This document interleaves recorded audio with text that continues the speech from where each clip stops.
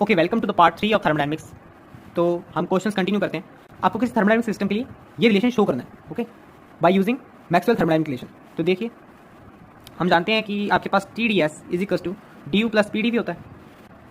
अगर मैं सारी इक्वेशन को आपके पास बी के रिस्पेक्ट में डिफरेंशिएट कर दूँ एट कॉन्स्टेंट टी, तो आपके पास क्या आएगा?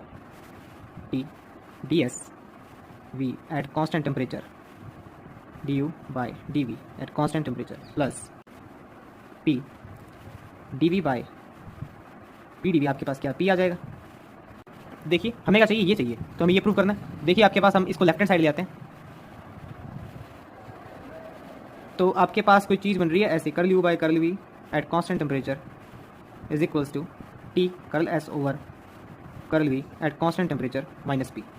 ओके, तो ये बन रहा है आपके पास। देखिए, using thermodynamic relation, 4 thermodynamic relation निकाले थे, वहाँ से हम इसे चेंज कर सकते हैं। T curl P by curl T at constant volume minus P curl U by curl V at constant. तो आपके पास प्रूव हो गया, वेरी इजी। ओके, तो अब हम जूल्स लॉ देख लेते हैं। ये आपके पास आइडियल गैस के लिए हम प्रूव करेंगे। आइडियल गैस में आप इक्वेशन जानते हैं, P V is equal to N R T. Okay, तो यहाँ से हम पी कंक्लूड कर सकते हैं N R T by V. मैं आपको बताता हूँ जूल्स लॉ होता है कि आपके पास इसमें आपके पास जो इंटरनल एनर्जी है वॉल्यूम के रिस्पेक्ट में कॉन्स्टेंट टेम्परेचर 0 होती है। ठीक है, तो हम ये प्रूव करने वाले हैं। देखिए, curl P by curl T आप करेंगे, curl P by curl T, यहाँ पर curl P by curl T करेंगे तो आपके पास कितना आएगा? N R by V. ये हमने किया एट कॉन्स्टेंट वॉल्यूम। और अभी आप एक रिलेशन प्रूव करके आए कि curl U by curl V at constant T आपके पास कितना होता है? T curl P by curl T at constant V minus P, ये आपके पास होता है। और curl P by curl T at constant V हमने निकाल रखा है एन आर बाई वी, तो T is to T N R by V minus P. तो ये तो आपके पास कैंसिल आउट हो जाएगा पूरा, ये आपके पास क्या बन जाएगा? पी बन जाएगा, तो पी माइनस पी, ये आपके पास 0 आ गया। तो ये टर्म आपके पास 0 आ जाएगी। Internal energy with respect to, so internal energy change with respect to volume at constant temperature is 0। Okay, तो ये आपके पास जूल्स लॉ है फॉर आइडियल गैस। आइए वाटर वॉल गैसेस के बारे में बात कर लेते हैं कुछ। देखिए, आइडियल गैसेस में हम सब जानते हैं कि आपके पास n moles for pressure P and temperature T and volume V, PV is equal to nRT, है ना। पर वाटर वॉल्स में क्या होता है? आपके पास वाटर वॉल्स में ये कंडीशन है जो कि आपके पास आइडियल गैस में नहीं होती। Molecules of water walls have finite and non zero size, जबकि उसमें आपके पास जो पार्टिकल्स होते हैं वो मासलेस होते हैं। ओके, और उनका साइज 0 के बराबर होता है। Molecules are interacting. ओके, तो इसमें मॉलिक्यूल्स इंटरेक्ट भी कर रहे हैं एक दूसरे से। तो देखिए क्या फ़र्क आएगा। अगर मैं बात करूं पहले वॉल्यूम की, तो देखिए, अब क्योंकि हमने पहले पॉइंट से ये कह रहे हैं कि जो मॉलिक्यूल का साइज होगा वो आपके पास नॉन जीरो होगा। अब क्योंकि वो नॉन जीरो होगा तो मतलब इसका लिमिटेड नंबर ऑफ मॉलिक्यूल्स भरे जाएंगे। पहला पॉइंट तो ये। और दूसरी बात ये, अब जब मॉलिक्यूल का साइज हमारे पास नॉन जीरो है तो हर एक मॉलिक्यूल उस वॉल्यूम में अपनी एक स्पेस ऑक्यूपाई करेगा। अगर वो अपनी स्पेस ऑक्यूपाई करेगा तो जो मॉलिक्यूल्स हैं उनको मोशन के लिए लेस वॉल्यूम मिलेगा। ओके, तो जो वॉल्यूम वी असल में था हमारे पास उससे लेस वॉल्यूम मिलेगा, तो V I is equal to V minus N B कर देंगे हम। ओके, तो जितने आपके पास नंबर ऑफ मोल्स बढ़ते हैं उतना आपके पास वॉल्यूम उनके मोशंस के लिए कम होता जाएगा, तो V I is equal to V minus N B. अब देखते हैं प्रेशर में क्या फर्क पड़ता है। अब प्रेशर में आप देखिए, इस पॉइंट पर आपके पास जो सेंटर में आपके मॉलिक्यूल पड़ा है उसको चारों तरफ से आपके पास इंटरेक्शन हो रही है, पर जो एक वॉल की तरफ मॉलिक्यूल है उसकी सिर्फ इनर साइड वाले मॉलिक्यूल से इंटरेक्शन है, वॉल्स की तरफ से कोई इंटरेक्शन नहीं है। तो मतलब कि उतना प्रेशर मेंटेन रखने के लिए जितना आपके पास पहले था, ठीक है, जो वॉल्स पर मॉलिक्यूल है उन पे प्रेशर बनाने के लिए हमें क्या करना पड़ेगा? इसमें और प्रेशर इंक्रीज करना पड़ेगा। तो पी आई आपके पास क्या कर देंगे हम? P plus N square A by V square. Okay, तो ये टर्म हमने ऐड कर दी। अब इन टर्म्स को हम आइडियल इक्वेशन में पुट कर देंगे। P I V I is equal to N R T, तो आपके पास कितना आ जाएगा? P plus N square A over V square V minus N B is equal to N R T. Okay, अभी हमने आइडियल गैस के बारे में बात की थी, तो अब हम वाटर वॉल गैस के बारे में बात करते हैं और फाइंड आउट करते हैं internal energy change with respect to volume at constant temperature आपके पास कितनी आती है। ओके, तो हम जानते हैं कि हमारे पास वाटर वॉल इक्वेशन कितनी आई थी? P plus N square A by V square, और वी आपके पास कितना था? V minus N B is equal to N R T. Okay, इतना था आपके पास। अब हमें निकालनी है internal energy D U by internal energy with respect to change in volume with respect to temperature. तो इस टर्म को हम इंटरनल प्रेशर कहते हैं। तो आप इंटरनल प्रेशर हम कैसे निकालेंगे? ये हमने इसका डेरिवेशन किया था। देखिए, ये आप देखिए, ये रिलेशन अब आप याद ही रखिए क्योंकि काफ़ी ज़्यादा क्वेश्चंस में यूज़ होने वाला है ये। तो यहाँ से हम पी बाई टी निकाल लेते हैं, P N R T over V minus N B minus N square A over V square. अब अगर इसको curl P over curl T किया जाए, curl P over curl T at constant volume, okay, at constant volume करते हैं हम इधर, तो हमारे पास कितना आएगा? N R over V minus N B, इधर आपके पास 0। तो ये टर्म आपके पास आ गई, हम यहाँ पर सब्स्टिट्यूट कर देंगे, तो T N R B minus N B minus P. Okay, और हम जानते हैं कि पी की वैल्यू हमारे पास कितनी है? पी की वैल्यू ये रही। तो मतलब कि यहाँ से अगर हम पी को इधर ले आएँ और इसको इधर ले जाएँ तो इसकी वैल्यू तो हमारे पास N square A over V square आ जाएगी ना। तो आपके पास इंटरनल प्रेशर इंटरनल प्रेशर जो कि हमारे पास internal energy with respect to volume at constant temperature आपके पास कितना आएगा, तो आपके पास वॉटर वाली गैस के लिए इंटरनल प्रेशर की वैल्यू n स्क्वायर a और v स्क्वायर आएगी। तो ये भी एक इंपॉर्टेंट रिलेशन निकल के आया, आप इसको भी याद रखिएगा। अब नेक्स्ट एक्सप्रेशन में बात करते हैं। अगर अब हमें वॉटर वॉल गैस के लिए इंटरनल एनर्जी निकालने के लिए बोल दिया जाए तो हम कैसे निकालेंगे। इंटरनल एनर्जी हम जानते हैं u is a function of t and v, okay. और वाटर वॉल गैस तो हम जानते हैं p plus N square a over v square v minus N B N R T, okay, ये आपको पता ही है। तो du आपके पास, इसको मैं सॉल्व करूँ, du आपके पास curl u by curl t at constant volume dt plus curl u by curl v at constant temperature dv, okay.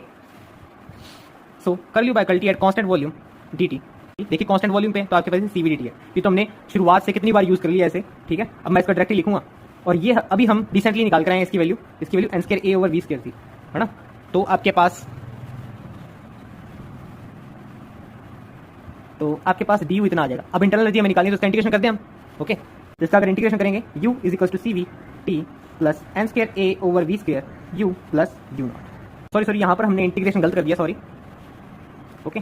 तो यहाँ पर अगर मैं इंटीग्रेशन करेंगे n square a over v square का dv और v स्क्वायर का इंटीग्रेशन होगा आपके पास, तो ये वैल्यू माइनस में आएगी, minus n square a over v square, okay, v sorry, तो थोड़ा सा गलत हो गया, सॉरी। तो मैं इसको वापस से लिख देता हूँ। तो आपके पास कितना आएगा, इंटरनल एनर्जी आपके पास CVT minus n square a over v plus u naught, okay. तो ये आपके पास इंटरनल एनर्जी आ जाएगी। Rate of change of internal energy with respect to temperature at constant volume भी ऐड किया है with the rate of change of internal energy with respect to volume at constant temperature also. तो आपके पास total internal energy हमने निकाल दी है। देखिए ये कुछ डेफिनेशंस हैं, आप ये डेफिनेशंस देख लीजिए। आइसोथर्मल कंप्रेसिबिलिटी की bulk modulus and coefficient of expansion. Isothermal compressibility chi T is equal to -1 over v dv over dp at constant temperature finite and non zero at t tends to 0। Bulk modulus b is equal to v dp over dt या फिर is equal to -v dp over dv। देखिए हम इसके derivations के अंदर delve नहीं करेंगे, आप ये ऐसे ही देख लीजिए, ये कहीं ना कहीं यूज़ होंगी तो हमने डायरेक्ट यूज़ कर लेंगे, ओके। कोएफिशिएंट ऑफ एक्सपेंशन, ये तो आपको पता ही होगा कि आपके पास वॉल्यूम टेंपरेचर साथ एक्सपेंड करता है, तो वो सिंपली लिखी हुई है आपके पास। कोएफिशिएंट ऑफ एक्सपेंशन ये आपने 11th-12th क्लास में भी देखी होगी। वही एक क्वेश्चन ट्राई कर लेते हैं। नेट जून 2018 में आकर देखिए कितना सिंपल क्वेश्चन है। The van der Waals equation for 1 mole of gas is p plus a by v square v minus v is equal to RT। ये आपके पास 1 मोल के लिए। The corresponding equation state for n moles of the gas at pressure p volume v and temperature t is. तो देखिए ये तो हम निकाल के हैं n मोल्स के लिए आपके पास कौन सी इक्वेशन होती है वॉन्डर वॉल्स के लिए। यस, ए ऑप्शन एकदम करेक्ट है। नेक्स्ट क्वेश्चन देखते हैं। Isothermal compressibility KT of a substance is defined as KT is equal to -1 over v curl v over curl p at constant temperature. It's value for n mole of an ideal gas will be. तो देखिए बहुत easy question है ये आप खुद try कर सकते हैं। सिर्फ आपको PV is equal to NRT में आपको curl V by curl P निकालना है और वो यहाँ पर सब्स्टिट्यूट करना है फॉर कांस्टेंट टेंपरेचर। और जब ये आप सब्स्टिट्यूट करके आप इसका आंसर निकालेंगे, बहुत इजी, एक स्टेप में आंसर निकल जाएगा। अभी ट्राई कीजिए, वीडियो पॉज कीजिए, अभी ट्राई कीजिए, एकदम में निकल जाएगा। मैं आपको इसका आंसर बता देता हूँ। इसका आंसर आपके पास A है, 1/P। एक टिफर का क्वेश्चन ट्राई कर लेते हैं, बहुत ही अच्छा क्वेश्चन है। A thermally insulated container of volume V naught is divided into 2 equal halves. तो आपके पास एक कंटेनर दे रखा है जिसका वॉल्यूम आपके पास कितना है, पूरे का V नॉट है, उसको हमने 2 इक्वल हाफ्स में डिवाइड कर रखा है, okay. By non permeable partition a real gas with equation of state. तो आपको इक्वेशन दे रखी है b cube p plus a square by v cube is equals to nRT, where a and b are constant is confined to one of these halves at temperature T naught. The partition is now removed suddenly and the gas is allowed to expand to fill. The gas is allowed to expand मतलब free expansion हो रहा है, fill the entire container. The final temperature of the gas in terms of specific heat CV will be. तो options आपको दे रखे हैं, आप अगर ट्राई करना चाहते हैं क्वेश्चन तो कर सकते हैं, ओके। आई होप आपने कुछ ट्राई किया होगा। इसमें हमारे जितने भी अभी हमने कॉन्सेप्ट पढ़े हैं वो सारे रिलेटेडली लगेंगे, ओके। तो पहले तो मैं आपके पास इक्वेशन ऑफ स्टेट लिख लेता हूँ, b cube p plus a square bye b cube nRT, okay. तो अब देखिए हम इसके अंदर हमें इसके अंदर क्या दे रखा है, फ्री एक्सपेंशन दे रखा है। और फ्री एक्सपेंशन दे रखा है तो उसके अंदर हमारे पास इंटरनल एनर्जी कांस्टेंट होती है। तो हम यहाँ पर इंटरनल एनर्जी निकाल दें, टोटल इंटरनल एनर्जी जो अभी हम रिसेंटली निकाल कर आए हैं, आपके पास कितनी आती है, curl u by curl v at constant temperature. तो ये आप निकालिए पहले, curl u by curl v at constant temperature. ये curl u by curl v at constant temperature का हमने फॉर्मूला ड्राइव किया था। ये आपके पास कितना था, t curl p over curl t curl v at constant volume t at constant volume minus v, ठीक है। तो माइनस p, ये आप curl p by curl t पहले फाइंड आउट कीजिए। तो यहाँ से हम इसको यूज़ करेंगे, तो nRT by b cube minus a square by v cube is equals to p। और यहाँ से अगर मैं curl p over curl t करूँ तो curl p over curl t at constant volume, तो आपके पास कितना आएगा, nR by b cube, okay. कितना आ जाएगा आपके पास। अब जब यहाँ पर आप पुट करेंगे TNR by B cube, TNR by B cube minus P, तो इसका आंसर कितना आ जाएगा, A square by B cube, okay. तो ये आप वैल्यू चेक कर लीजिए खुद भी निकाल कर, वैसे तो आपको खुद को निकालनी चाहिए थी, curl U by curl V over T. तो अब हम जानते हैं कि यू आपके पास फंक्शन है टी एंड वी का, है ना। तो डी यू हमने क्या लिखा था, C V D T plus आपके पास curl U by curl V T D V, है ना। तो ये वाले तो हम लिख लेते हैं A square V cube D V.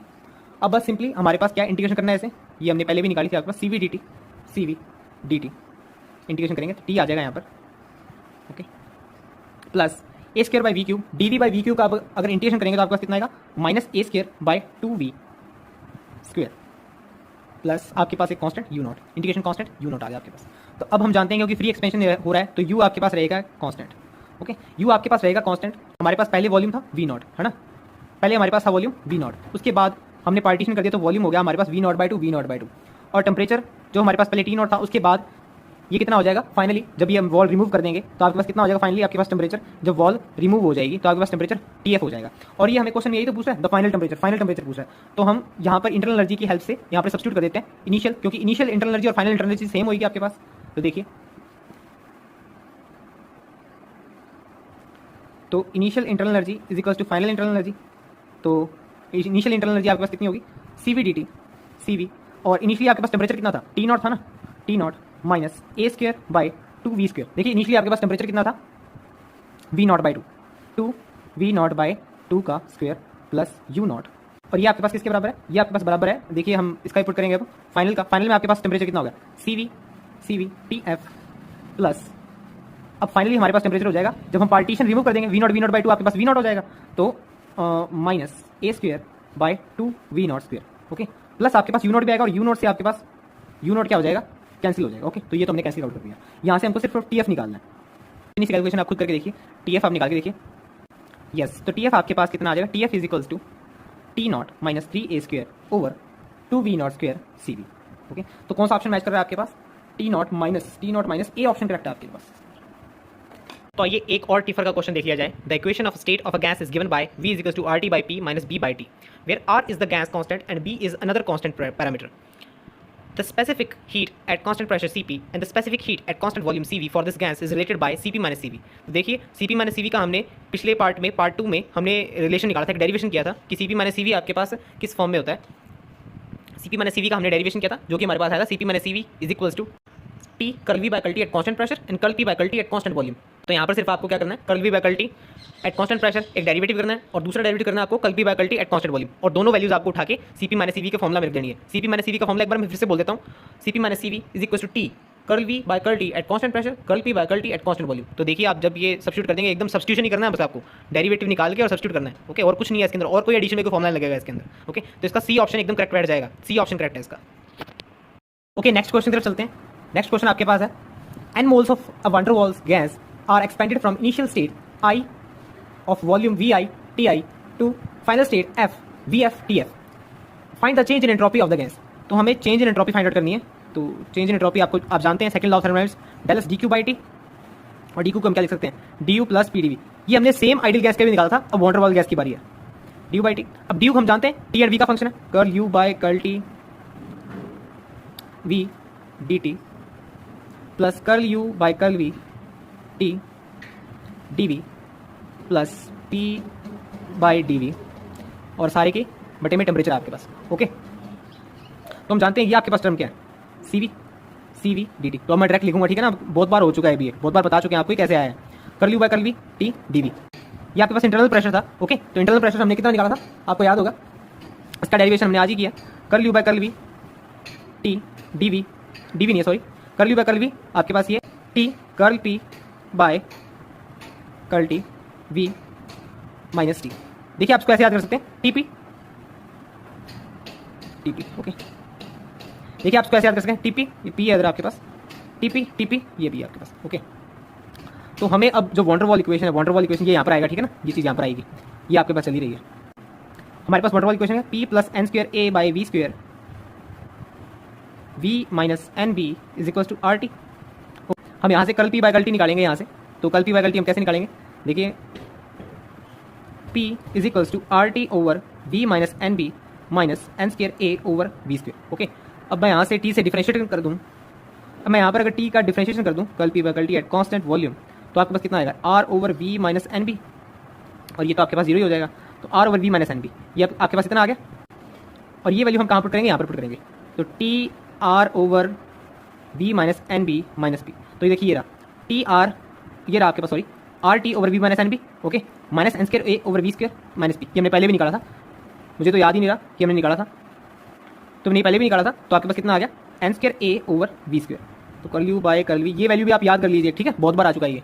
तो हम यहाँ पर सब्स्टिट्यूट कर रहे हैं, is equals to C V D T plus N square A over V square D V plus P D V by T. Okay, अब देखिए हम जानते हैं कि हमारे पास वॉन डेर वाल इक्वेशन क्या थी, P plus N square A over V square, P plus N square A over V square, देखिए डी वी मैं यहाँ से कॉमन लेता हूँ, C V D T by T अगर मैं यहाँ पर कर दूँ, P plus N square A over V square D V, और यहाँ पर आपके पास कितना आएगा टेम्परेचर, मैं यहाँ पर लिख देता हूँ, तो ये N square A over V square इधर आ जाएगा, तो आपके पास कितना आ जाएगा R T over V minus N B. तो हम इसकी जगह R T over V minus N B लिख सकते हैं, C V D T by T plus R T over V minus N B D V. Okay, और T से आपके पास टी कैंसिल हो जाएगा ना, ये आपके पास किसके बराबर चल रहा है, डेल एस के, चेंज इन एंट्रोपी। देखिए अब तो बहुत इजी रहेगा आपके पास, अब हमें सिर्फ इंटीग्रेशन करना है, तो चेंज इन एंट्रोपी हमारे पास आ जाएगी, चेंज इन एंट्रोपी आपके पास C V L N T, आपके पास फाइनल से इनिशियल तक थी ना, तो T F over T I आ जाएगा plus R over V minus N B आपके पास, तो ये आपके पास कितना आ जाएगा R log V F minus N B over V I minus N B. This is change in entropy. Next question try करते हैं। A real gas has specific volume V at temperature T. Its coefficient of volume expansion and isothermal compressibility are alpha and Kt respectively. Its molar specific heat at constant pressure Cp and molar specific heat at constant volume Cv are related as. तो देखिए ये हमने पढ़ा था volume expansion coefficient and isothermal compressibility coefficient. तो आइए देखते हैं Cp माइनस Cv की फॉर्म में ये कैसे दिखेंगे। Cp माइनस Cv आपके पास हमने ड्राइव किया था, तो ये आपके पास कितना आता है T curl V by curl T P curl P by curl T। Okay, और हमारे पास कंप्रेसिबिलिटी और हमारे पास वॉल्यूम एक्सपेंशन कॉफिशिएंट और आइसोथर्मल कंप्रेसिबिलिटी का क्या रिलेशन है, alpha is equals to curl V over curl T at constant pressure 1 by V and आपके पास Kt minus 1 by V curl V by curl T P at constant temperature. तो आइए अब हम इसे ट्राई करते हैं। देखिए आपको दिख रहा होगा curl V over curl T at constant pressure, हम ये डायरेक्टली पुट कर सकते हैं, तो alpha V T alpha V है ना, पर ये नहीं है हमारे पास। तो देखिए यहाँ पर हम मल्टीप्लिकेशन रूल अप्लाई करते हैं, P T V curl P over curl T V, इसको हम कैसे लिख सकते हैं curl T over curl V at constant pressure, again curl V over curl P at constant temperature is equal to -1 है ना, ये आप जानते हैं मैथमेटिकल चेन रूल के हिसाब से मैंने लिखा है इसको। तो यहाँ से मैं curl P over curl T V, curl P over curl T V की वैल्यू आपके पास कितनी आ जाएगी, curl P over curl T at constant volume -1 over curl T over curl V P और curl V over curl P T है ना। तो यहाँ से अब हमारे पास दोनों वैल्यूज़ हैं, यहाँ पर आपके पास क्या है curl T over curl V P 1 by V है ना। तो आपके पास अगर मैं इसे 1 बाई अल्फा कर दूँ तो यहाँ पर कितना हो जाएगा, ये curl T over curl V at constant pressure, ये आपके पास V अल्फा हो जाएगा है ना। तो ये वैल्यू तो आपके पास कितनी आ गई -1 ओवर V अल्फा और curl V over curl P at constant temperature, curl V over curl P at constant temperature आपके पास कितना आ जाएगा माइनस माइनस प्लस हो जाएगा, तो Kt V है ना। तो ये वैल्यू हम कहाँ पुट करेंगे, यहाँ पुट करेंगे। ओके, तो आपके पास कितना आ गया, जिसको लेके चल रहे हैं हम T अल्फा V और मल्टीप्लाई में आपके पास है 1 by V alpha Kt V। Okay, सही है। तो देखिए आपके पास V से V कैंसिल, अल्फा से अल्फा कैंसिल, वो आपके पास बच गया है T by V Kt। Sorry हमने यहाँ पर गलती कर दी, curl T over curl V at P आपके पास ये कितना आएगा 1 बाई V अल्फा आएगा ना, तो ये 1 बाई V अल्फा आएगा, curl V over curl P ये तो सही लिखा था हमने, curl V over curl P T आपके पास आएगा Kt V। ओके, सही है ये तो आपके पास। तो यहाँ से हमें थोड़ा सा वापस से करना पड़ेगा, ये कैंसिल करना पड़ेगा हमें। ओके, तो ये आपके पास आ गया V alpha Kt V। Okay, means आपके पास कितना आ गया, अल्फा बाय Kt आ गया, अल्फा बाय Kt हम यहाँ पर पुट कर देते हैं, अल्फा बाय Kt। तो आपके पास ये टोटली कितना आ गया है, आपके पास टोटली आपके पास आ गया ये T V alpha square over Kt। तो आपके पास इस हिसाब से हमारे पास Cp minus Cv is equals to इतना बनता है ना, तो सी ऑप्शन करेक्ट है। तो आइए एक और क्वेश्चन ट्राई कर लेते हैं हम। आपको देखा है n moles of a van der Waals gas undergoes reversible isothermal expansion from volume Vi to Vf at absolute temperature T. Find the change in Helmholtz free energy and internal energy. तो first आपके पास है Helmholtz free energy A is equals to आपके पास कितना होता है U minus Ts, ये हमारे पास कितना था DA D U minus T D S minus S D T. Okay, D U minus T D S आपके पास कितना आएगा, D U minus T D S आपके पास कितना आएगा, माइनस पी डी वी, तो minus P D V minus S D T. Okay, तो ए आपके पास कितना, डी ए आपके पास कितना आता था, P D V minus S D T.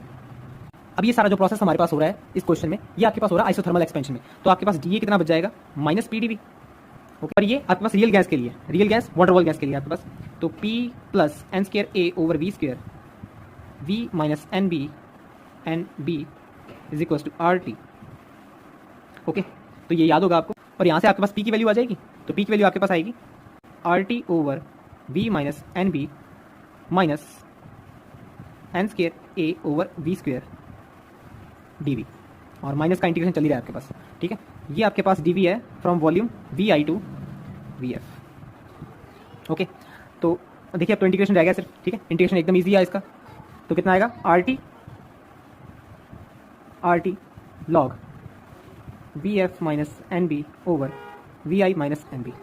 Okay, और minus N square A over V square, N square A over 1 over V square का आपके पास इंटीग्रेशन कितना आएगा, कितना आएगा, माइनस 1 ओवर वी, तो plus N square A 1 over V F minus 1 over V I. तो इतना आ गया आपके पास। अब हमारे पास दूसरे पार्ट में हमें क्या दे रखा है, हमें इंटरनल एनर्जी भी निकालनी है। इंटरनल एनर्जी आप जानते हैं हमारे पास कितनी होती है, इंटरनल एनर्जी से function of temperature and volume, curl U by curl T at constant volume D T plus curl U by curl V T D V. Okay, तो ये तो आपके पास कितनी आएगी, सी वी डी टी, तो N दे रखा है तो N C V D T, इसका इंटीग्रेशन चलेगा आपके पास आई टू एफ प्लस ये आपके पास कितना आएगा, curl U by curl V, है ना, curl U by curl V आपके पास कितना आता था वान डेर वाल गैस के लिए, N square A over V square, N square A over V square D V. ये आपके पास इंटीग्रेशन है आई टू एफ। तो देखिए आपके पास प्रोसेस किसके लिए हो रही है, आइसोथर्मल के लिए हो रही है, तो ये टर्म तो आपके पास जीरो हो जाएगी। N square A over V square आपके पास, देखिए इसका इंटीग्रेशन आपके पास एकदम इजी है, इसका इंटीग्रेशन आपके पास ये ऊपर जो दिया हुआ है सिर्फ जो इतना वही है सिर्फ आपके पास, तो ये इसका आंसर आ जाएगा, बाकी सेम ही है इंटीग्रेशन। ओके, आप खुद भी ट्राई करके देख सकते हैं। इंटरनल एनर्जी वाला तो हमारे पास पहले भी हो चुका वैसे भी। आइए थर्ड लॉ ऑफ थर्मोडायनामिक्स या नर्स हीट थ्योरम पढ़ लेते हैं। When the absolute temperature of a system tends to zero with other conditions such as volume remains unchanged, its entropy also tends to zero, or the entropy will vanish at absolute zero of temperature. Easy. Or the heat capacities of all solid tend to zero as absolute zero of temperature is approached and their internal energy and free energies approaching their common value asymptotically. Next, it is impossible by a procedure, no matter how idealized, to reduce any system to absolute zero of temperature in finite number of operations. तो different definitions आपके third law की, इसको अगर हम combine करें तो आपके पास जैसे टी टेंड्स टू जीरो होता है तो आपके पास एंट्रोपी टेंड्स टू जीरो हो जाती है। ओके, अगर आपके पास एंट्रोपी टेंड्स टू जीरो होती है, हम जानते हैं हीट कैपेसिटी आपके पास एंट्रोपी टर्म में क्या होती है, T D S by D T, ये हमने निकाला भी था। तो आपके पास heat capacity at constant pressure and heat capacity at constant volume will also be tends to zero. Okay, अब बात करते हैं हेल्महोल्ट्ज़ फ्री एनर्जी की, जो हमारे पास होती है A is equal to U minus T S. अब देखिए अगर टेम्परेचर या फिर एंट्रोपी टेंड्स टू जीरो जाएगी तो ए आपके पास टेंड्स टू इंटरनल एनर्जी जाएगा, और वही बात आपके पास गिब्स फ्री एनर्जी के पास भी एप्लीकेबल होती है। गिब्स फ्री एनर्जी आपके पास क्या होती है, गिब्स फ्री एनर्जी आपके पास G is equal to H minus T S. यहाँ पर भी अगर आपके पास टेम्परेचर टेंड्स टू जीरो जाता है तो जी टेंड्स टू एच जल जाएगा। एक और रिलेशन देख लीजिए, आपने थर्मोडायनामिक पोटेंशियल के रिलेशंस पढ़े थे, 4 रिलेशन पढ़े थे, उसमें से हम एक रिलेशन उठा रहे हैं। देखिए जब आपके पास जहाँ पर भी एंट्रोपी का रिलेशन आ जाएगा तो हमने वो उठाए हैं, जैसे कि curl V over curl T at constant pressure, इसका रिलेशन था आपके पास is equals to minus curl S over curl P at constant temperature. तो देखिए आपके पास अगर एंट्रोपी टेंड्स टू जीरो जाएगी तो ये सारी टर्म आपके पास curl V over curl T tends to P आपके पास टेंड्स टू जीरो जाएगी। देखिए आप ये थर्मोडायनामिक रिलेशंस में देख लीजिएगा, ठीक है, हम यहाँ पर अब नोट नहीं करेंगे उस चीज़ को, हम समझते हैं कि आपको वो चीज़ आती है क्योंकि आप वहाँ पढ़ के आए हैं, या फिर अगर आप सीधा यहाँ पर जंप किए हैं तो आपको प्रीवियस नॉलेज जरूर होगी। और ऐसे ही अगर हम जितने भी हमारे पास एंट्रोपी से रिलेटेड रिलेशंस हैं, दूसरा देख लेते हैं हम, curl P over curl T at constant V is equal to curl S over curl V at constant temperature. ये आपको हेल्महोल्ट्ज़ फ्री एनर्जी मिल जाएगा, और जो दूसरा था आपके पास वो आपको गिब्स फ्री एनर्जी मिल जाएगा, तो ये भी आपके पास टेंड्स टू जीरो जाएगा। ओके, तो ऐसी टर्म्स आपके पास न्यूमेरिकल्स या फिर सीधा ऑब्जेक्टिव क्वेश्चन में पूछी जा सकती हैं। ओके, तो ये रिलेशंस आपको कहीं ना कहीं देखने को मिल जाएंगे। अगर वही बात मैं कोफिशिएंट ऑफ वॉल्यूम की बात करूँ, कोफिशिएंट ऑफ वॉल्यूम एक्सपेंशन हमने पढ़ा था, कोफिशिएंट ऑफ वॉल्यूम एक्सपेंशन आपके पास क्या था, alpha is equal to 1 by V curl V over curl T tends to P. Okay, अगर curl V over curl T आपके पास पी जो हमने ऊपर पढ़ा अभी वो टेंड्स टू जीरो जाता है, तो आपके पास कोफिशिएंट ऑफ वॉल्यूम एक्सपेंशन भी टेंड्स टू जीरो जाएगा। पर देखिए जो आइसोथर्मल कंप्रेसिबिलिटी है आपके पास के टी, जो आपके पास minus 1 by V curl V over curl P, ये आपके पास टेंड्स टू जीरो नहीं जाएगा। ओके, तो इस बात को ध्यान रखिएगा। तो चलिए अब क्वेश्चन ट्राई कर लेते हैं। When an ideal monatomic gas is expanded adiabatically from an initial volume V naught to 3 V naught, its temperature changes from T naught to T. Then the ratio T by T naught is, देखिए net जून 2016 में आ रखा question है, देखिए कितना easy question है। पहली बात तो ये अंडरलाइन कर लीजिए, adiabatically हो रही है। अगर ये adiabatically हो रही है तो हम जानते हैं कि T V gamma minus 1 is equal to constant, और हमें इसके अंदर रिलेशन दे रखा है और हमें यहाँ पर दे रखा है कि initial volume V0 to 3V0 to T0 to T, और हमें रेशो निकालना है T बाई T0 का। तो यहाँ पर सिंपलीफाइड कर दीजिए। देखिए इनिशियली आपके पास क्या था, इनिशियल आपके पास था टेम्परेचर T0, वॉल्यूम कितना था V0, और अब यहाँ पर गामा इसको ये निकाल देते। देखिए ये तो हमने पार्ट 1 में पढ़ाई था, इसके बारे में डिटेल में पढ़ा है। गामा CP बाई CV, देखिए CP बाई CV आपके पास कितना आता है, ये मोनोटोमिक आइडियल गैस है। देखिए शुरुआत में इसने लिख दिया है, ठीक है, बहुत ही अच्छे तरीके से क्वेश्चन बनाया इसने। 5/3 आपके पास, ठीक है, मैं इसको डिटेल में नहीं करूँगा, मैं बता रहा हूँ। 5/3 तो आपके पास कितना आ गया, ये 2/3, और यहाँ से आपके पास जो फाइनल स्टेट हुई आपके पास, वहाँ पर टेम्परेचर आपके पास T पहुँच गया और वॉल्यूम पहुँच गया आपके पास 3V0 2/3। ओके, तो यहाँ से हमें रिलेशन चाहिए T बाई T0 का, T by T0, V0 2/3 3V0 2/3 whole. तो T बाई T0 आपके पास कितना आ गया, V0 2/3 V0 2/3 कैंसिल, तो 1/3 2/3। This is answer.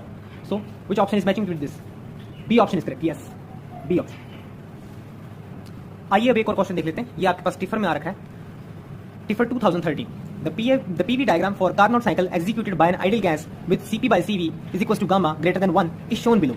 Note that 1, 2, 3 and 4 label the change over points in the cycle. If for this cycle T2 by T3 is equals to P2 by P3 the power x, then x is equals to, तो x की value हमें find out करनी है। तो देखिए ये आपके पास मैं बना देता हूँ, अगर आपको कार्नोट साइकिल याद नहीं है तो देखिए, पर हमने इसे डिटेल में पढ़ा था तो आपको ये आना चाहिए ना। देख लीजिए वापस से, चलो आपके पास ये प्रोसेस है, ज़्यादा डिटेल में नहीं जाएंगे, मैं आपको ये बता रहा हूँ। आपके पास ये क्या होती थी, ये आपके पास थी आइसोथर्मल एक्सपेंशन, तो ये आपके पास आइसोथर्मल एक्सपेंशन, ये आपके पास एडियाबैटिकली एक्सपेंशन, ये आपके पास आइसोथर्मल एक्सपेंशन कंप्रेशन, ये आपके पास एडियाबैटिकली कंप्रेशन। ओके, तो इसने हमें 2 और 3 के बारे में कहा, 2 और 3, तो मतलब कि ये क्या आपके पास एडियाबैटिकली हो रही है। देखिए इनडायरेक्टली वे में कह दिया इसने हमें, है ना। तो एडियाबैटिकली हो रही है आपके पास, तो हमें T2 और T और P के अंदर रिलेशन चाहिए। T और P के अंदर रिलेशन हम जानते हैं, TV gamma -1 is equals to constant होता है। और अब इसने कौन सी गैस क्लियर की है, आइडियल गैस कह रखा है इसने हमें, है ना। तो आइडियल गैस कह रखा है इसने हमें, तो यहाँ से हम चेंज कर लेते हैं, हमें वॉल्यूम नहीं चाहिए। PV is equals to RT, अगर मैं सब्स्टिट्यूट करूँ V की वैल्यू यहाँ पर RT by P, T RT by P gamma -1, तो ये आपके पास कितना आ जाएगा, T to the power gamma और P 1 माइनस गामा, और ये इक्वल्स टू कांस्टेंट। ओके, तो अब हम वैल्यू पुट कर देते हैं T2 और P2 की। तो T2 gamma P2 1 minus gamma और T3 gamma P3 1 minus gamma. हमें रेशो चाहिए T2 बाई T3 का। ओके, T2 बाई T3 की पावर गामा आपके पास कितना आ गया यहाँ पर, ये P3 by P2 1 minus gamma. तो देखिए हमें ये तो नहीं चाहिए था, हमें चाहिए था P2 बाई P3, तो हम इसे भी चेंज कर लेंगे, P2 बाई P3 गामा -1, और यहाँ से अगर गामा हटेगा तो यहाँ पर इतना आ जाएगा।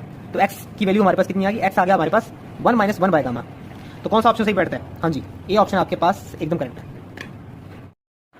ओके, तो अब हम थर्मोडायनामिक्स के पार्ट 1 से रिलेटेड कुछ न्यूमेरिकल्स ट्राई करने वाले हैं, जो कि आपकी मेमोरी रिफ्रेश कर देंगे पार्ट 1 से रिलेटेड। तो ट्राई करते हैं जो ये आपके पास बेसिकली वेरियल थ्योरम से रिलेटेड होंगे। तो पहला न्यूमेरिकल आपके पास, आपको किसी थर्मोडायनामिक सिस्टम के लिए हैमिल्टोनियन दे रखा है, H इज P स्क्वायर बटा 2m plus lambda x to the power 4। Okay, आपको इसमें फाइंड करनी है heat capacity at constant volume. तो ट्राई कीजिए इसे। ओके, तो CV हम जानते हैं आपके पास कितना आता है एट कांस्टेंट वॉल्यूम, तो du by dt eight constant volume. Okay, easy, ये तो आपको पता ही है रिलेशन। अब तो जो आपके पास इंटरनल एनर्जी होती है वो आपके पास सम किसका होता है, kinetic energy plus potential energy का एवरेज।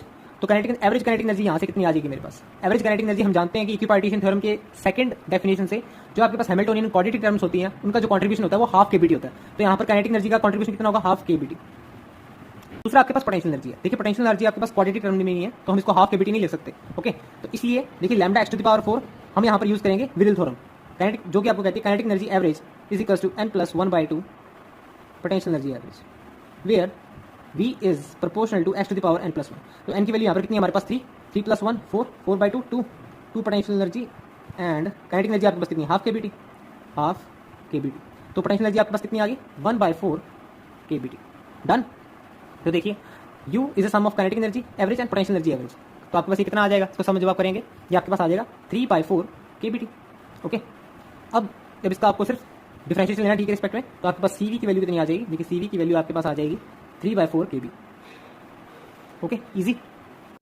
अब इसी से रिलेटेड एक और न्यूमेरिकल ट्राई कीजिए आप, वो थोड़ा सा इससे अलग है पर है सेम टू सेम ऐसा ही।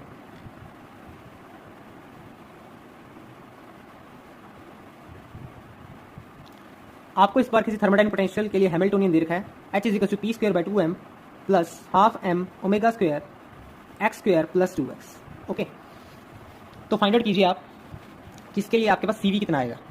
CV फाइंड आउट करना है आपको वापस से। तो हम जानते हैं U is a sum of kinetic energy average potential energy average. तो काइनेटिक एनर्जी आपके पास पहले की तरह कितनी आ जाएगी, हाफ KBT। अब देखिए जो पोटेंशियल एनर्जी आपके पास, इसमें दो टर्म्स हैं आपके पास, एक तो लीनियर है, एक क्वाड्रेटिक है। जबकि हमारे पास जो विरियल थ्योरम है वो किसी एक के लिए लगती है, या तो लीनियर के लिए लगा लो या फिर आपके पास किसके लिए लगा लो, क्वाड्रेटिक के लिए। पर यहाँ पर ये ऐसा नहीं हो सकता, तो इसे हम क्या बना लेते हैं, एक परफेक्ट स्क्वायर बना लेते हैं।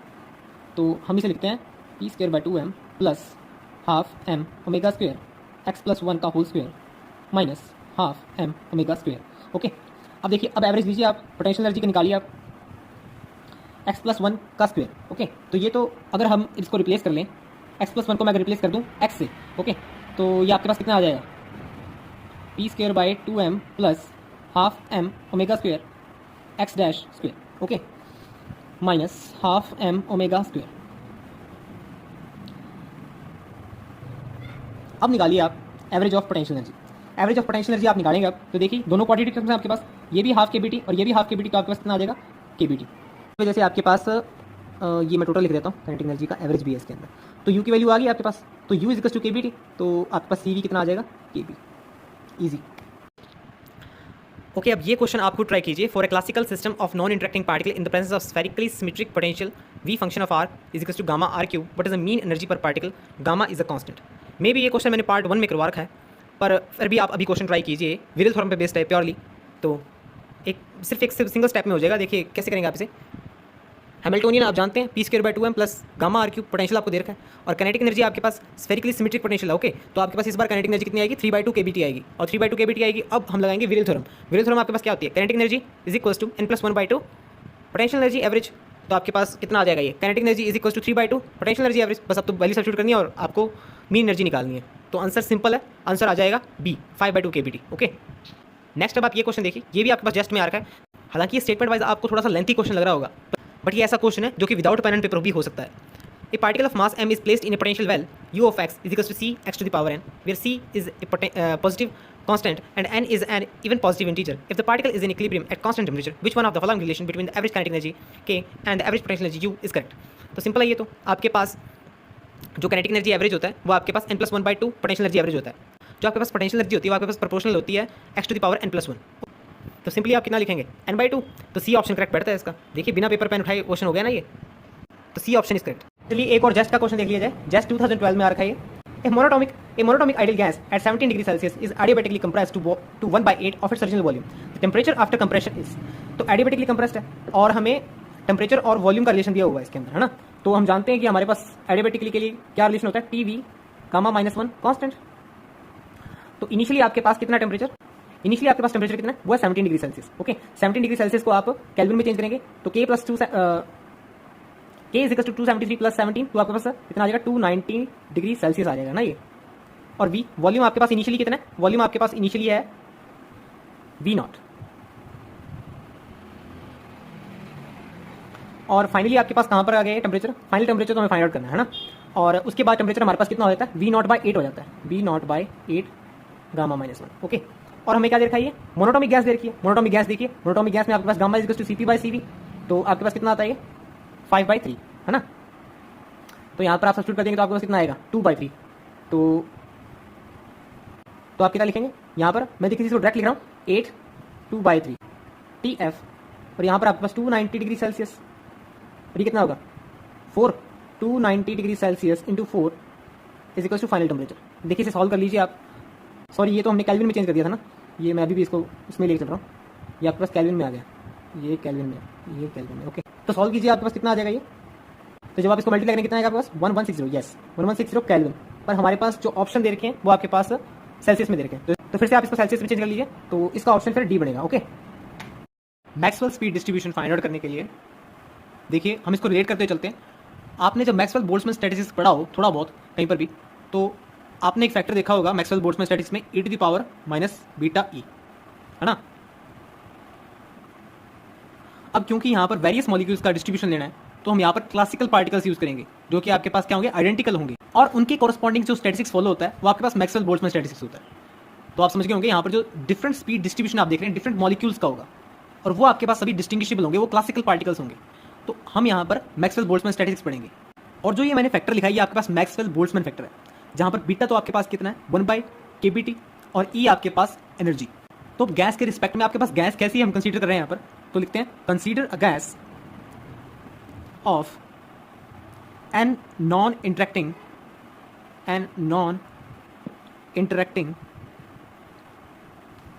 मॉलिक्यूल्स। देखिए मॉलिक्यूल्स जो हम ले रहे हैं यहाँ पर नॉन इंटरैक्टिंग ले रहे हैं, non interacting molecules each of mass m and having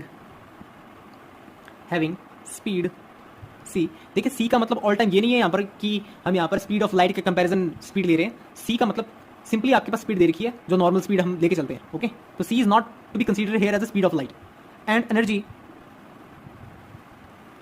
half mc²। और एनर्जी भी आपके पास नॉन रिलेटिविस्टिक है, filled in a container of volume v at absolute temperature T। Okay, तो यहाँ पर आपके पास हम क्योंकि 3 डायमेंशन में बात कर रहे हैं, 3 डायमेंशन बात करें तो मैंने यहाँ पर वॉल्यूम लिया। अगर मैं 2 डायमेंशन में बात करूँगा तो मैं यहाँ पर एरिया लेता, और अगर 1 डायमेंशन में बात करता तो यहाँ पर मैं लेंथ लेता। जो स्पीड होता है आपके पास वो आपके पास मैग्नीट्यूड ऑफ वेलोसिटी है, और अगर मैं यहाँ पर जो कोऑर्डिनेट्स लेके चल रहा हूँ वो आपके पास मैंने अगर वेलोसिटी कोऑर्डिनेट्स लिए हैं Vx, Vy एंड Vz, है ना। तो यहाँ पर जो वेलोसिटी कंपोनेंट होगा वो मैं कैसे लिख सकता हूँ Vxi plus Vyj plus Vz के। जो इसका मैग्नीट्यूड होगा वो हम लिखेंगे under root Vx² plus Vy² plus Vz²। ये स्पीड वैल्यू आपके पास थीटा और फाई से इंडिपेंडेंट है, तो ये आपके पास एक स्फेरिकल इक्वेशन बन गई और ये एक स्फीयर को रिप्रेजेंट करेगा। तो स्पीड c रिप्रेजेंट करेगा आपको इस स्फेरिकल को जिसकी रेडियस आपके पास c है। ओके, अगर स्पीड की वैल्यू आपके पास शार्प है तो, बट अगर स्पीड की रेंज वैल्यू है तो वो आपके पास एक रेंज बनाएगा, इसके अंदर एक स्फेरिकल शेल बनाएगा। यहां पर आपके पास ये c और c plus D C. Okay, अब क्योंकि हमें यहां पर स्पीड डिस्ट्रीब्यूशन फाइंड आउट करनी है तो हम प्रोबेबिलिटी की हेल्प लेंगे। द प्रोबेबिलिटी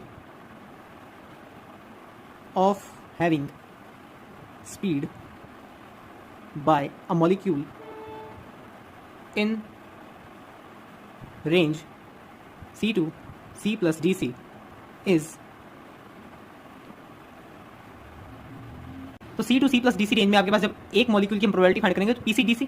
ओके, तो pc/dc आपके पास देखिए हम ये शुरुआत में से ही जानते हैं आपके पास ये किसके प्रोपोर्शनल होगा, ये हम बोल्ट्जमैन फैक्टर के प्रोपोर्शनल होगा एक तो ये माइनस बीटा ई। ओके, और ये आपके पास स्फेरिकल शेल बन रहा है, इसका वॉल्यूम भी कंसीडर करेंगे क्योंकि 3D में आपके पास ये 4πc² dc।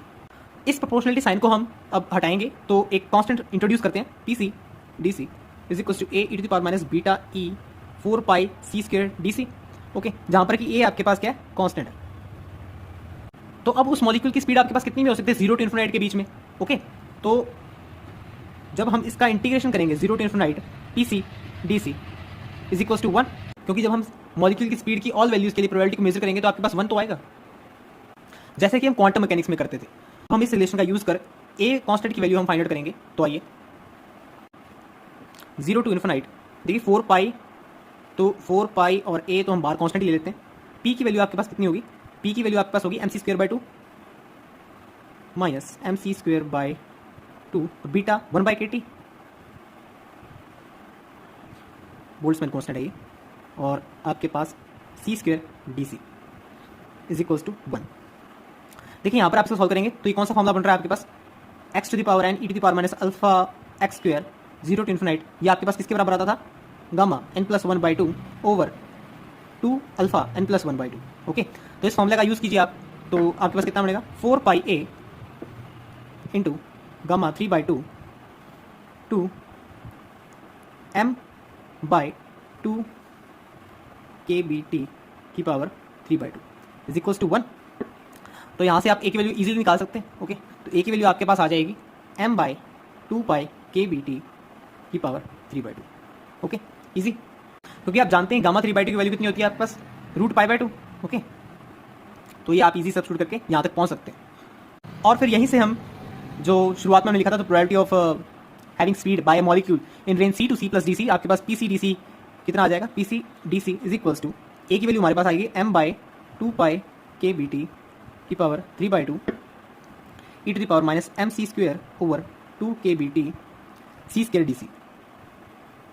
ओके, पर अगर आपके पास वैल्यूज शार्प हैं, okay, the probability of having sharp values, तो P C is equals to m by 2 pi K B T power 3/2 E to the power minus M C square over 2 K B T C square. Okay, sorry हमने इसके अंदर एक term add नहीं की है, 4 pi C square, 4 pi C square, 4 pi C square. Okay, तो 4 pi C square आएगा इधर।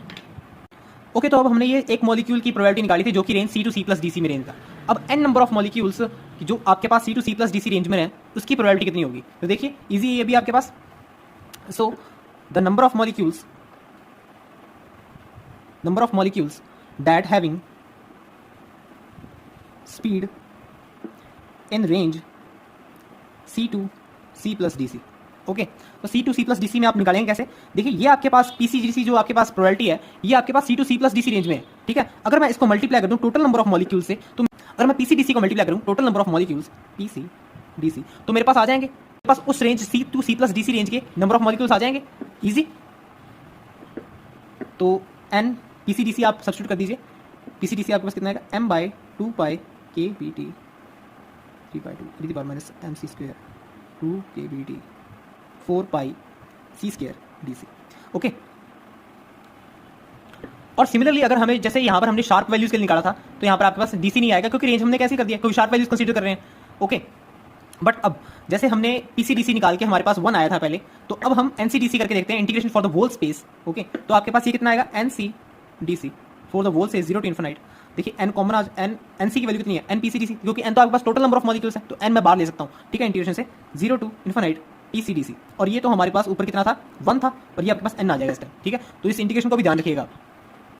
तो अब अगर आपको किसी स्पीड के फंक्शन का एवरेज फाइंड आउट करना है, जैसे कि मान लीजिए फंक्शन ऑफ एफ ऑफ सी, ठीक है, तो अगर आपको किसी स्पीड के फंक्शन का डिस्ट्रीब्यूशन मतलब एवरेज फाइंड आउट करना है, ठीक है, तो आप ये देखिए ये जो फंक्शन है ये कैसा भी हो सकता है। ये आपके पास सी स्क्वायर हो सकता है, आपके पास सी की पावर 4 हो सकता है, सी की पावर 7 हो सकता है, ए सी स्क्वायर प्लस बी हो सकता है आपके पास। ठीक है, तो ये फंक्शन अगर आपको दे रखा है तो इसका अगर आपको एवरेज फाइंड आउट करना है तो आप कैसे करेंगे? आइए देखिए, मीन या एवरेज वैल्यू निकालने के लिए मीन और average value of F C, ये अगर फाइंड आउट करना है हमें तो हम जैसे क्वांटम मैकेनिक्स में करते थे, एक्सपेक्टेशन वैल्यू निकालते हैं ना, Sai star Sai F x D x integration from 0 to infinity. ठीक है, तो यहाँ पर हमारे पास प्रोबेबिलिटी डिस्ट्रीब्यूशन हमने पहले निकाल रखा है तो हम पी सी यूज़ कर लेंगे और एफ एक्स। देखिए क्वांटम मैकेनिक्स का एनालॉजी मैंने आपको इसलिए दिया ताकि आपको ये टर्म जल्दी से याद हो जाए, 0 to इन्फिनिटी, और नीचे आपके पास नॉर्मलाइजेशन जैसे कि हम करते थे, तो वही चीज़ हमने यहाँ पर भी यूज़ करनी है, 0 to infinite P C D C. Okay, F C sorry C, quantum mechanics चक्कर में यहाँ पर भी मैंने वैसे लिख दिया। ओके, और इसको अगर आपने टोटल नंबर ऑफ मॉलिक्यूल्स में चेंज करना है तो आपको कैसे लिखेंगे? N C F C D C N C D C. देखिए हम इसे कैसे लिख सकते हैं ऐसे, क्योंकि आपके पास ऊपर से एन कॉमन आएगा तो ये वापस से यही टर्म बन जाएगी। ठीक है, तो हम इसको इस फॉर्म में भी लिख सकते हैं। अब अगर आपको मोस्ट प्रोबेबल स्पीड निकालने के लिए बोला जाए, मोस्ट प्रोबेबल स्पीड,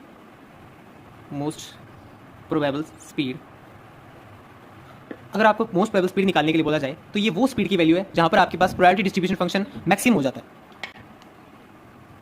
तो हम इसे कैसे डिफाइन कर सकते हैं? The value of speed for which probability distribution function P C और N C is maximum is called most probable speed. तो हम जानते हैं हम कैसे निकालते थे मोस्ट प्रोबेबल, तो हमने बहुत बार निकाला, क्वांटम में भी निकाला और आपने 11th-12th क्लास में भी इसको फाइंड आउट किया होगा। इसको हम इसके जीरो के अगर डिफरेंशिएशन कर इसको जीरो के इक्वेट कर देते थे। ओके, और यहाँ से हम वैल्यूज निकाल लेते थे, और अगर वो वैल्यू जो हमारे पास आई है वो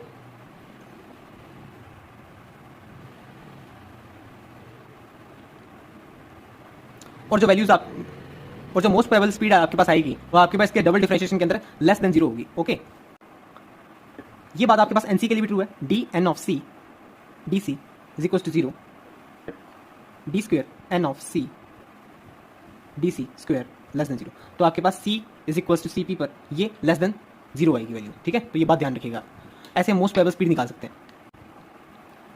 तो आइए मोस्ट प्रोबेबल स्पीड निकाली जाए। जैसे कि हम पीछे रूल्स पढ़ के आ चुके हैं कि आपको एक बार डिफरेंशिएशन करना है, उसका इक्वल्स टू इक्वेट 0 कर देना है, और वहाँ से आपके पास मोस्ट प्रोबेबल स्पीड की वैल्यू आ जाएगी, और उसे हम डबल डिफरेंशिएशन में सब्स्टिट्यूट करके देखेंगे कि आपके पास लेस देन 0 आ रहा है कि नहीं, तो वो मोस्ट प्रोबेबल स्पीड होगी। तो आइए देखते हैं। आप जानते हैं कि हमारे पास पीसी की वैल्यू कितनी आई थी? देखिए शार्प ले रहे हैं हम ये, तो एक कांस्टेंट था आपके पास E to the power minus M C square over 2 K B T C square, easy. तो देखिए अब हमें इसका डिफरेंशिएट करना है, D P C over D C. Okay, तो ये कितना आएगा? 2 C E to the power minus M C square over 2 K B T plus C square E to the power minus M C square over 2kBt minus 2mc over 2kBt। Okay, तो इस सारी equation को हमें zero के बराबर equate कर देना है। तो आप जब जीरो के बराबर इक्वेट करेंगे तो देखिए ये तो हम कॉमन ले लें, E to the power minus M C square over 2kBt। यहाँ से आपके पास c कॉमन आ गया, c कॉमन आ गया, अंदर क्या बचेगा आपके पास 2 प्लस सी स्क्वेयर, 2 से 2 कैंसिल आपके पास, और माइनस का सॉरी ये माइनस का 1/kBt और एक m भी आपके पास इक्वल्स टू 0। ओके, तो देखिए यहाँ से हमारे पास एक तो वैल्यू आ गई c 0 आ गया हमारे पास ना, c की वैल्यू एक तो 0 आ गई। दूसरी हम यहाँ पर c की वैल्यू इन्फिनाइट आ गई हमारे पास। यहाँ से c की वैल्यू और क्या आएगी, c की वैल्यू यहाँ से आएगी हमारे पास प्लस माइनस 2kBt/m। ओके, देखिए वैसे तो हमारे पास यहाँ से भी c की वैल्यू प्लस माइनस इन्फिनिटी आएगी, पर मैं आपको बताता हूँ कि नेगेटिव वैल्यू क्यों नहीं आएगी। देखिए c आपके पास स्पीड है और स्पीड आपके पास नेगेटिव नहीं हो सकती है, ठीक है, तो हम सभी पॉजिटिव वैल्यू लेके चलेंगे, ये बात ध्यान रखिएगा। अब देखिए हम c की वैल्यू यहाँ पर सब्स्टिट्यूट करके देखते हैं। ओके, तो आपके पास प्रोबेबिलिटी कितना आता है, c की वैल्यू देखो जब 0 पुट करेंगे आप तो प्रोबेबिलिटी तो 0 आ गई आपके पास। ओके, और ऐसा ही आपके पास इन्फिनिटी के लिए भी है, जब आप इन्फिनिटी पुट करोगे तो आपके पास 0 आएगी, तो 0 आएगी आपके पास ये एट 0 एंड इन्फिनिटी। अब हम सब्स्टिट्यूट करते हैं ये वैल्यू c की, तो जब आप ये वैल्यू सब्स्टिट्यूट करेंगे p of c at this value √kBt/m positive में, तो ये आपके पास कितनी आएगी, जो भी कांस्टेंट आपके पास वो चल रहा था हमारे पास, और वहाँ पर जब आप पुट करेंगे तो 2kBt/m, बाहर c स्क्वायर भी था ना हमारे पास, c स्क्वायर 2kBt/m और e टू द पावर -1। तो देखिए ये आपके पास नेगेटिव और नॉन जीरो वैल्यू आई है, ठीक है। So P C is equal to this, ये आपके पास पॉजिटिव और नॉन जीरो है, तो आपके पास मोस्ट प्रोबेबल स्पीड क्या बनती है, √2kBt/m। तो मोस्ट प्रोबेबल स्पीड आपके पास cp √2kBt/m, जहाँ पर कि m आपके पास मास है। अगर मैं इसे रिप्लेस करना चाहूँ, mass is equal to molar mass over Avogadro number, तो देखिए यहाँ पर मेरे पास कितना आएगा 2kB Na/T over molar mass, और ये हम जानते हैं कि आपके पास कितना बन जाएगा 2RT/बिग एम। बिग एम यहाँ पर मोलर मास है। ओके, तो अब आगे कंटिन्यू करते हैं, mean and average speed. Okay, तो एवरेज स्पीड c बार और ओके, तो अब अगर हमें एवरेज स्पीड निकालनी है तो देखिए पिछली बार तो हमारे पास फंक्शन था, है ना, तो हम इस चीज़ को सब्स्टिट्यूट करेंगे वैसे ही 0 टू इन्फिनाइट PCDC यहाँ पर आपके पास c आ जाएगा इस टाइम, और integration PCDC is equals to, देखिए कांस्टेंट को मैं यहाँ पर काउंट नहीं कर रहा हूँ क्योंकि कांस्टेंट आपके पास कैंसिल हो जाएगा, ठीक है। तो इधर हमारे पास कितना आएगा e to the power -mc²/2kBt, c³ हो जाएगा c³dc 0 to infinity e to the power -mc²/2kBt c²dc। Okay, तो ये तो हमने पहले भी सॉल्व किया था इंटीग्रेशन, तो आपके पास कितना आएगा ये x to the power n gamma n + 1/2, तो गामा 2 आ जाएगा आपके पास, ये गामा 2 ओवर mc², देखिए 2 से 2 कैंसिल हो जाएगा, मैं वो नहीं लिख रहा हूँ, ठीक है, mc²/2kBt की पावर आपके पास 2। ऐसे ही आपके पास इस नीचे वाली वैल्यू को हम कितना लिखेंगे 2 + n + 1/2, तो 2 + 1 3/2 गामा 3/2, गामा 3/2 हम जानते हैं √π/2 होता है ये, तो मैं डायरेक्ट लिख रहा हूँ इसे, और इसके नीचे आएगा आपके पास mc² ओवर 2kBt 3/2।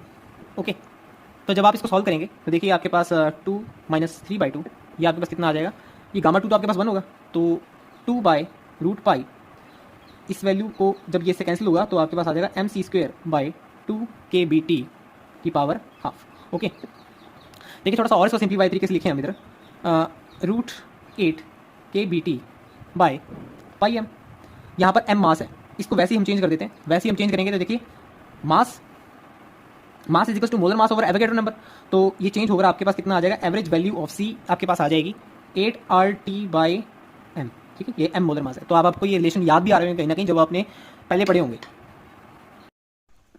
और अब हम निकाल लेते हैं रूट मीन स्क्वायर स्पीड, तो c और ms जो कि आपके पास है c² √। ओके, तो ये आप सिंपली कैसे निकालेंगे, तो पहले हम ये इनसाइड टर्म निकाल देते हैं, c² is equals to 0 to infinity c² PCDC over 0 to infinity PCDC। Okay, तो ये आपके पास कितना आ जाएगा, ये आपके पास बन जाएगा देखिए C4 e to the power -mc² over 2kBt dc 0 to infinity, और नीचे वाली टर्म भी आपके पास e to the power -mc² over 2kBt c² dc 0 to infinity. Okay, देखिए इसे सॉल्व कीजिए, वही हमारा पुराना फॉर्मूला यूज़ करेंगे हम यहाँ पर, तो कितना आ जाएगा आपके पास ये 4 + 1/2 गामा 5/2, गामा 5/2 आपको क्या लिख सकते हैं 3/2, और ये आपके पास √π/2 आ जाएगा। ओके। और आपके पास m/2 kBt, m/2 kBt की पावर 5/2, और नीचे आपके पास कितना आएगा 2 + 1 गामा 3/2 आएगा, तो √π/2 लिख सकते हैं बाय m/2 kBt 3/2। ओके, जिसको हम सिंपली सॉल्व करके कितना लिख सकते हैं, तो ये आपके पास सिंपली कितना आ जाएगा 3 kBt/m। तो ये तो हमारे पास सी स्क्वेयर का एवरेज आ गया, इसका रूट मीन स्क्वेयर निकालना है हमें, तो CRMS, तो CRMS आपके पास कितना आ जाएगा 3 kBt/m। तो देखिए ये आपके पास मास है, अगर मुझे इसे मोलर मास में चेंज करना है तो आपके पास कितना आ जाएगा 3RT/big M। एम यहाँ पर मोलर मास है। ओके, और अब आपको कहीं पर अगर डेविएशन पूछ लिया जाता है, डेविएशन डेल सी, तो उसको आप कैसे राइट कर सकते हैं, आपने क्वांटम मैकेनिक्स में ये पढ़ा होगा, गामा सी स्क्वायर माइनस सी। ओके, तो डेल सी को आप कैसे राइट कर सकते हैं, सी स्क्वायर एक्सपेक्टेशन माइनस सी एक्सपेक्टेशन स्क्वायर। ओके, तो सी स्क्वायर एक्सपेक्टेशन अभी हम फाइंड करके आए, तो आपके पास कितना है T/m। देखिए मैं इसके अंदर इसमें इंटरेस्टेड नहीं हूँ कि ये टोटली कितना आ जाएगा, मैं ये देखना चाहता हूँ कि ये प्रोपोर्शनल किस चीज़ का होता है। देखिए T/m आपके पास यहाँ से आएगा √T/m, ठीक है, और सी एक्सपेक्टेशन स्क्वायर आपके पास देखिए यहाँ पर भी √T/m था, तो ये कहीं ना कहीं आपके पास प्रोपोर्शनल आ रहा है √T/m के। ओके, तो डेल सी जो डेविएशन आपके पास वो √T/m के प्रोपोर्शनल है। अब अगर मैं जितने भी मैंने निकाले हैं अभी तक मैंने निकाले हैं CP, CRMS है ना, CRMS निकाला है मैंने, और एक C एवरेज निकाला है, तो इन तीनों की वैल्यू मैंने निकाली है। तो CRMS मेरे पास कितना है, देखिए अगर मैंने CRMS में यहाँ से इक्वेट करूँ, देखिए जो सब में फैक्टर कॉमन है वो RT/m कॉमन फैक्टर है, ठीक है, RT/m कॉमन फैक्टर है, तो CRMS यहाँ पर मेरे पास कितना आया था √3। नेक्स्ट आपके पास प्रोबेबल में आपके पास √2 आया था, रेशो √2। एवरेज में, अब एवरेज जब आपने निकाला था वो आपके पास कितना आया था 8/π,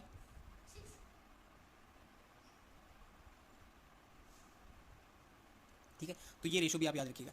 यहाँ से आप अंदाजा लगा लीजिए कि कौन सी वैल्यू किससे बड़ी है, तो देखिए आप, तो CRMS is greater than C average and this is greater than CP।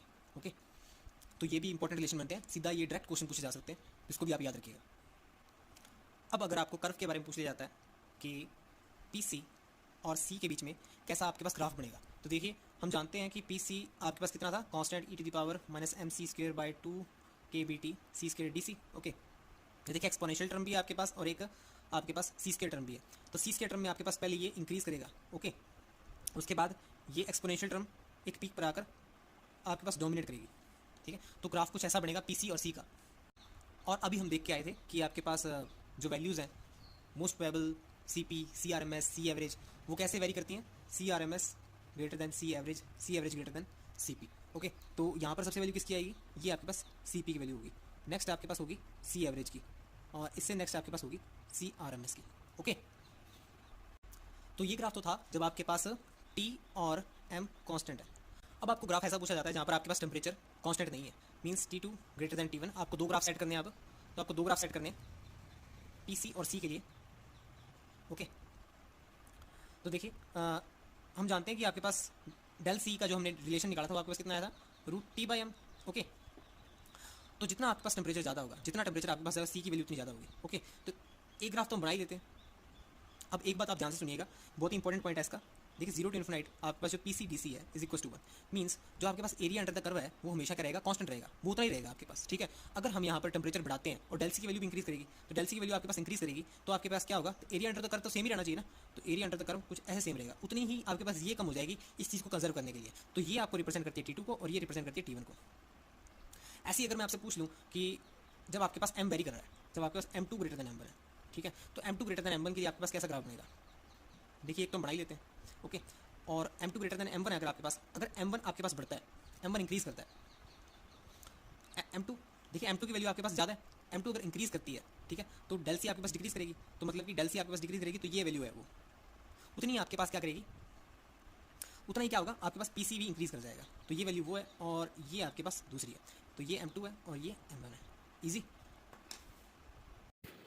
अब देखिए जो हमने इतनी देर से मैक्सवेल डिस्ट्रीब्यूशन पढ़ रहे थे उसके ऊपर डायरेक्ट क्वेश्चन कैसे पूछे जाते हैं, अभी हम ग्राफ्स देख के आए हैं। तो CSIR जून 2013 में देखिए कैसे डायरेक्ट क्वेश्चन पूछा गया, for temperature T1 greater than T2। आप समझिए कि कैसा क्वेश्चन होगा ये।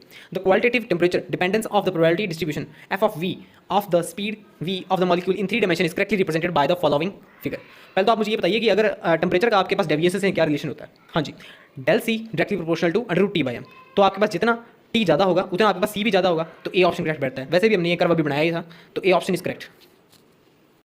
तो जो पिछला हमने मैक्सवेल डिस्ट्रीब्यूशन किया था वो 3D के लिए किया था। अब 2D के लिए देखिए, 2D में आपके पास सेम हम वही लैंग्वेज यूज़ करेंगे और इस बार हमारे पास जो वेलोसिटी की टर्म्स आएंगी वो Vxi प्लस Vyj ये आएगा।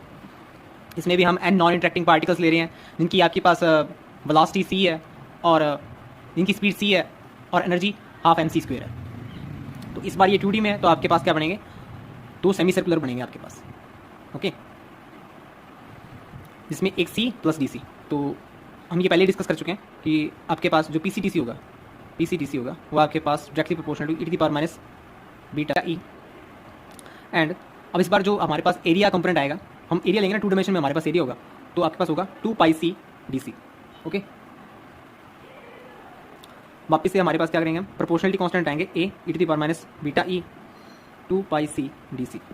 हम जानते हैं कि ये वोल फ्रॉम 0 टू इन्फिनिटी आपके पास A molecule possess various speed from 0 to infinity, so PCDC integration from 0 to infinite must be equals to 1। So अब हम इसको करेंगे तो ए हम कांस्टेंट ले लेते हैं बार, 2πb e⁻p आपके पास कितना आ जाएगा, mc²/2 e, देखिए यहाँ पर बीटा आएगा हमें e p mc²/2 beta 1/kBT, okay, 2πc DC, 2π आपके पास बार है DC। देखिए इसको सॉल्व कीजिए, वही हमारे पास formula x⁻n e⁻ alpha x² dx gamma n+1/2 over 2 alpha to the power n+1/2 0 to infinity। तो सॉल्व करेंगे इसको, 2πa c⁻1 gamma 1 over 2 alpha आपके पास है m/2 kBT to the power 1 is equals to 1, okay. तो यहाँ से आपके पास 2 से 2 कैंसिल और 2 kBT ऊपर चला जाएगा तो a की वैल्यू आपके पास कितनी आ जाएगी, a की वैल्यू आपके पास आ जाएगी 2 kBT ऊपर जाएगा आपके पास 2 kBT आपके ऊपर जाएगा 2 kBT पाई, तो m/2 kBT, ओके, एक पाई भी आएगा आपके पास पाई, ओके। तो सब समअप कर दें हम तो हमारे पास PCDC की वैल्यू बनेगी PCDC m/2 kBT e⁻ mc²/2 kBT CDC, okay. ऐसे ही आप NCDC की वैल्यू निकाल सकते हैं। हमने देखा था कि जब PCDC को हम n से मल्टीप्लाई कर देंगे तो आपके पास NCDC आ जाएगा जो क्या होगा, number of molecules in the range C to C plus DC है। तो n m/2 kBT e⁻ mc² over 2 kBT CDC, okay. तो इसके अंदर एक आपके पास हम 2a 2π छोड़ा है ऊपर, 2π भी आएगा यहाँ पर 2π, okay। और and for the sharp values you very well know that this range will not exist, okay, so this DC value will not exist for the sharp values, but this thing still holds true which is PC DC 0 to infinite is equals to 1 and for NCDC this still is equals to n, okay। तो अब अगर फिर से CP की value निकाली जाए, अब फिर से मोस्ट प्रोबेबल स्पीड CP हमने कैसे निकाला था, देखिए d/dc PC is equal to 0। तो आप इसको डेरिवेटिव कीजिए, कितना आएगा आपके पास, देखिए d/dc कांस्टेंट तो मैं काउंट ही नहीं कर रहा, देखिए कांस्टेंट मैं बाहर ले रहा हूँ, c e⁻ mc² over 2 kBT, okay. इसका जब आप डिफरेंशिएशन करेंगे तो आपके पास आएगा e⁻ mc² over 2 kBT plus e⁻ mc² over 2 kBT और यहाँ से आपके पास आ जाएगा -2c² over 2 kBT equals to 0, okay. तो यहाँ से आप कॉमन लेंगे e⁻ mc² over 2 kBT 1 -2c², 2 से 2 cancel, kBT is equals to 0। एक तो c की वैल्यू आपके पास क्या आ गई, इन्फिनाइट, और दूसरी आपके पास यहाँ से c की वैल्यू आएगी √kBT/m, ओके। देखिए जब आप c की वैल्यू इन्फिनाइट आप पुट करेंगे तो आपके पास प्रोबेबिलिटी कितनी आएगी, 0 आएगी, जो कि पॉसिबल नहीं है। तो हमारे पास पॉसिबल वैल्यू एक ही बच गई है। तो PC at the value of c is equals to kBT/m is equals to, तो ये आपके पास किसके बराबर आएगी, तो ये आपके पास एक पॉजिटिव और नॉन जीरो आएगी। तो आपके पास मोस्ट प्रोबेबल स्पीड जो बन गई है आपके पास वो है kBT/m। और इसी को हम, ये हमारे पास स्मॉल मास है, यहाँ से हम इसे चेंज कर सकते हैं। जो स्मॉल मास है, स्मॉल मास को हम क्या लिख सकते हैं, molar mass over Avogadro number. तो आपके पास ये बन जाएगा आर टी बाई एम, यहाँ पर ही एम मोलर मास है। ऐसे ही आपके पास ये होमवर्क है आपके लिए, आप सी एवरेज निकालिए, जो कि सिंपली आपको सब्स्टिट्यूट करनी, चलो मैं कर देता हूँ, e⁻⁻mc² बाई 2kBT। बाकी आप ये करना चाहते हैं तो वीडियो पॉज करके बाद में इसका सोल्यूशन देख भी सकते हैं, आपके पास ये ऑप्शन भी है, तो आपको वैसे ट्राई करना चाहिए। c² dc और नीचे आपके पास 0 to ∞ e⁻⁻mc² by 2kBT c dc। देखिए इसका इंटीग्रेशन हम कितनी बार करेंगे, ये इंटीग्रेशन बहुत बार करें, मैं इसका डायरेक्ट आंसर लिख रहा हूँ आपके पास। ये डायरेक्ट आंसर आपके पास आ जाएगा पाई kBT बाई 2m, ये स्मॉल m है, और आपके पास कितना आएगा, अगर r की फॉर्म में लिखूँ मैं इसको, पाई RT बाई 2m। ओके, ऐसे ही हम c² एवरेज निकालेंगे। c² एवरेज आपके पास आएगा 2kBT बाई m, और CRMS जो इसका रूट होगा, CRMS जो कि आपके पास c² एवरेज का रूट होगा, वो आपके पास कितना आएगा 2kBT बाई। ईजी, देखिए यार लास्ट वाली दो वैल्यूज आप खुद निकाल सकते हैं, ये मैंने आपके ऊपर छोड़ी है। और यहाँ पर आप अभी कंक्लूड कर सकते हैं जो कि डेल सी है आपके पास, जो डेविएशन है आपके पास स्पीड में, वो अभी भी आपके पास प्रोपोर्शनल है t बाई m के। ओके, और CP, C एवरेज, CRMS, इसमें अगर ये रिलेशन मिलता है आपके पास। And similarly for one dimension में आपके पास क्या होगा, देखिए PCDC, देखिए मैं डायरेक्ट लिख रहा हूँ e⁻⁻mc² बाई 2kBT, और यहाँ पर आपके पास सिर्फ DC आएगा। ओके, क्योंकि लेंथ कंटेंट ले रहे हैं हम, ठीक है, और एक प्रोपोर्शनलिटी कांस्टेंट A भी ले लेता हूँ, क्योंकि इस बार मैंने इक्वल टू सीधा ले लिया ना। तो PCDC is equals to integration from 0 to ∞ all the values in the DC length of part, तो इज इक्वल्स टू 1, और यहाँ से हम फाइंड आउट कर लेंगे integration from 0 to ∞ e⁻⁻mc² 2kBT DC।